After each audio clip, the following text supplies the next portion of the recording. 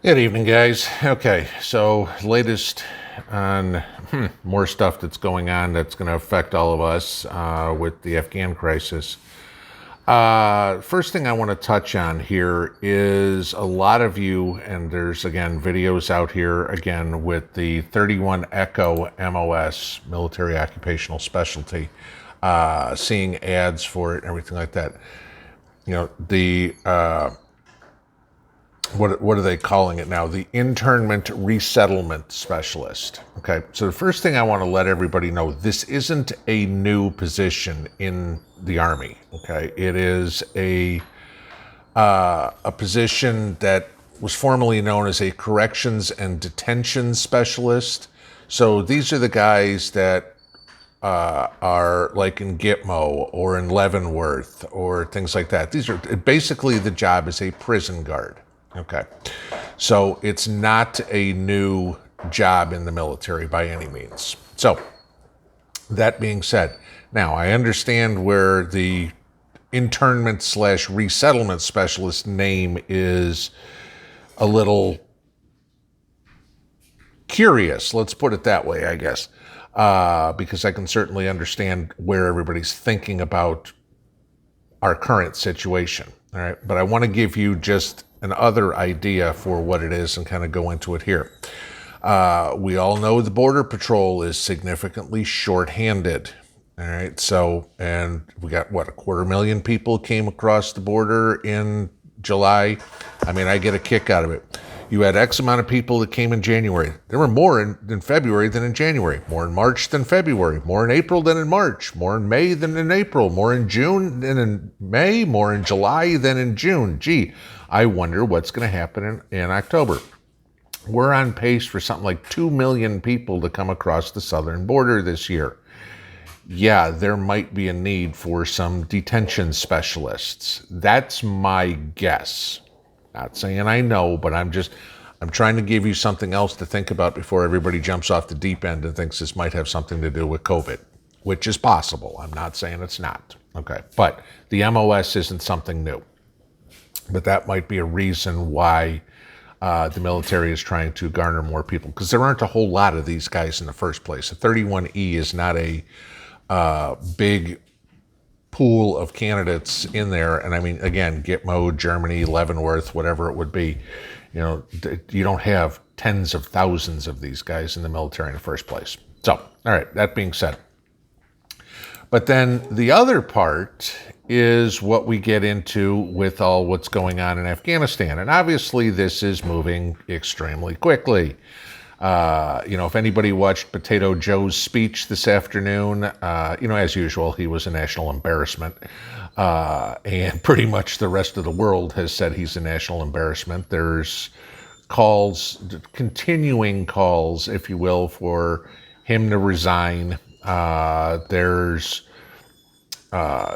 calls for invoking the 25th Amendment, whole 9 yards on this. I mean, Joe is not fit to run this country, and I mean, the Americans know it and the world knows it, okay?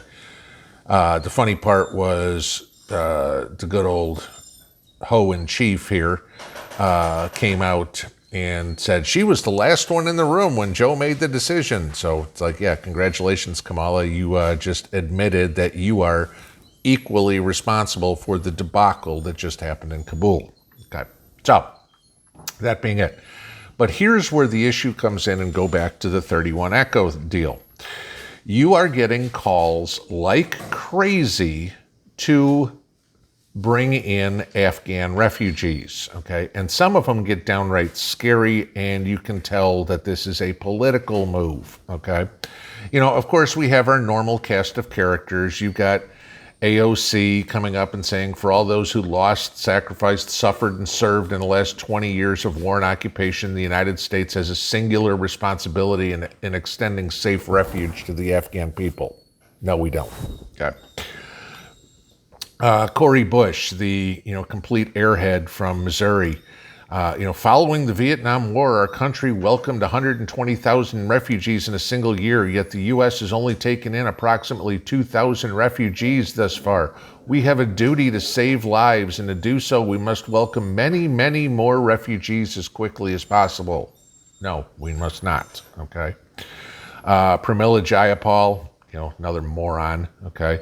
We must do all we can to quickly and safely evacuate our allies, partners, and refugees from Afghanistan. My office is ready to help, continue helping constituents who need assistance with evacuation. Constituents, yes, your people are the people of Washington, not the people of Afghanistan. Those aren't constituents, okay?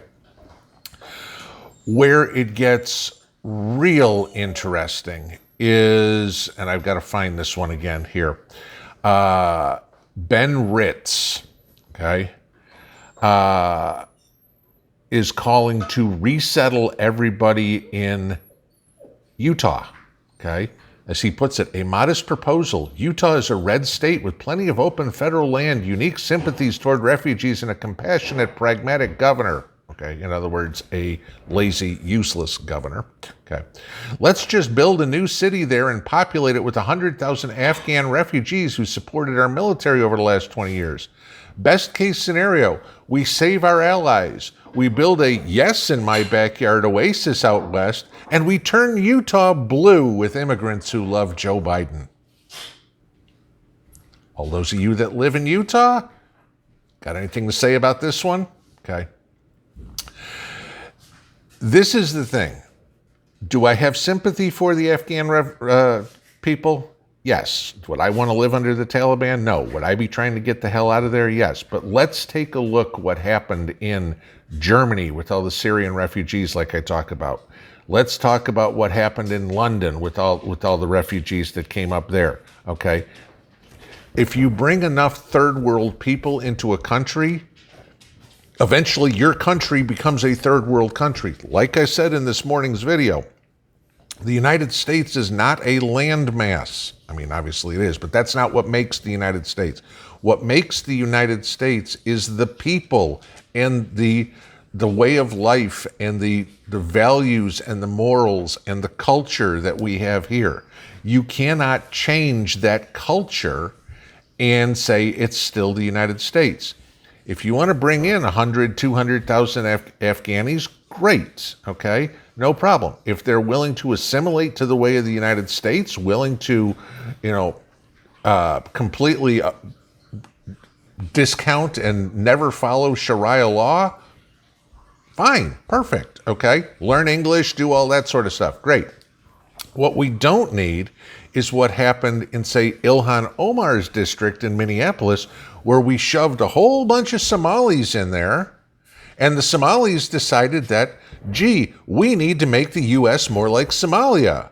Or let's take Rashida Tlaib's district up in Dearborn, Michigan, and let's say, gee, let's kick out all the Americans. And if you don't know how this one happened, Dearborn's where like Henry Ford Museum is, everything like that. Okay, this is, auto center, was the auto capital of the world, Dearborn area there.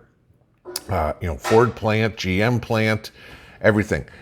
And when the Middle Easterners all came in and got into city council, they raised the taxes on white, black, Hispanic business owners to incredible rates, to the point where these business owners said, we got to get out, okay? And sold their businesses or closed their business.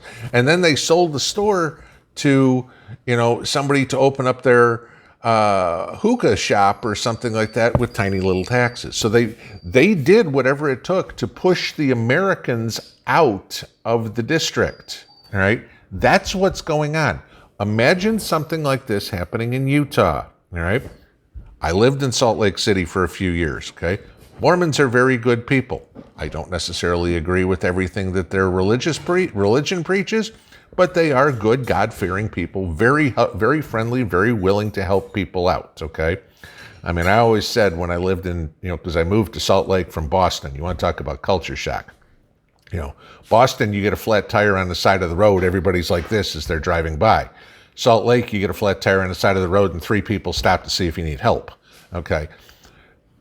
That's the thing. Salt Lake is very, Utah, very pro-military, very red. Don't get me started on Mitt Romney, okay? But this guy to come up and say, okay, let's do this for political reasons is bullshit. And this is what you guys got to take a look at in regards to what's going on with this Afghan resettlement, okay? It's also what I think might be happening with this 31E thing. So just some things to think about. You know how I do things. I'm going to just put thoughts in your head and make you see other sides of pictures. So have a good evening, guys. We'll see you in the morning. Pinball out.